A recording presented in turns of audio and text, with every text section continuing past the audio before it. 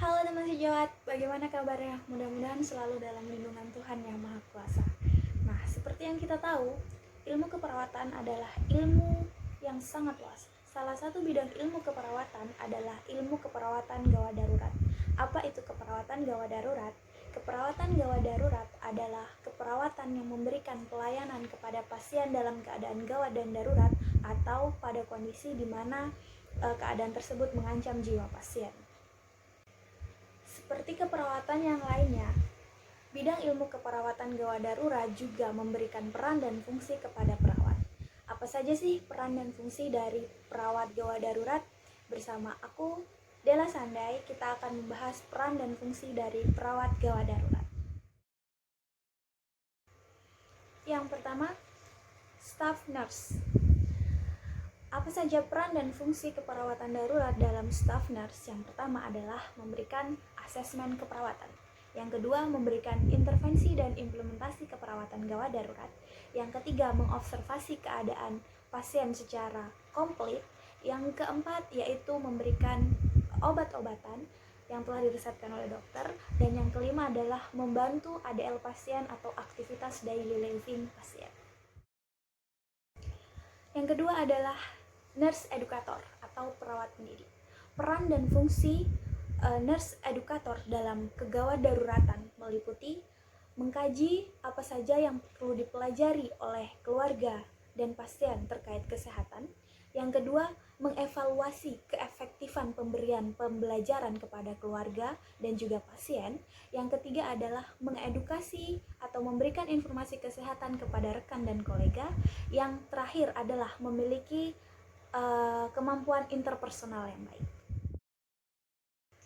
Yang ketiga yaitu sebagai nurse manager atau manajer perawat. Peran dan fungsi dari seorang manajer perawat kegawat daruratan yang pertama adalah bertindak sebagai perwakilan administrasi di unit kerja. Yang kedua yaitu memastikan keefektifan dan kualitas perawatan di lingkungan fisik yang sehat.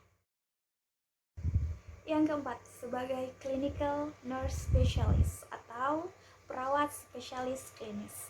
Peran dan fungsi kegawat daruratan dari perawat spesialis klinis yang pertama adalah berpartisipasi dalam perawatan pasien dan edukasi pasien secara langsung. Yang kedua, berkonsultasi dengan pasien dan keluarga.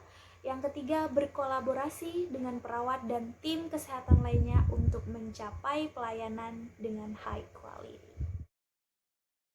Yang kelima, nurse practitioner atau perawat praktikan. Peran dan fungsi perawat praktikan dalam kegawat daruratan yang pertama adalah memberikan pelayanan kesehatan primer kepada pasien dan keluarga. Yang kedua, dapat memperoleh riwayat dan melakukan pemeriksaan fisik. Yang ketiga, meminta tes lab dan diagnostik serta interpretasi hasil lab. Yang kemudian adalah mendiagnosa gangguan, tentu saja ini dibantu oleh perawat senior ataupun dokter yang ada di tempat. Yang selanjutnya adalah merawat pasien dan tentu saja memberikan konsultasi dan mendidik pasien serta keluarga. Yang keenam, perawat peneliti. Peran dan fungsi perawat peneliti dalam kegawat daruratan yang pertama adalah membaca literasi keperawatan gawat darurat. Yang kedua, menerapkan informasi yang telah didapat dalam praktik langsung dengan pasien di lapangan. Yang ketiga adalah mengumpulkan data-data pasien yang ada di lapangan. Selanjutnya, mengumpulkan studi penelitian. Yang terakhir adalah berfungsi sebagai konsultan selama pelaksanaan studi penelitian.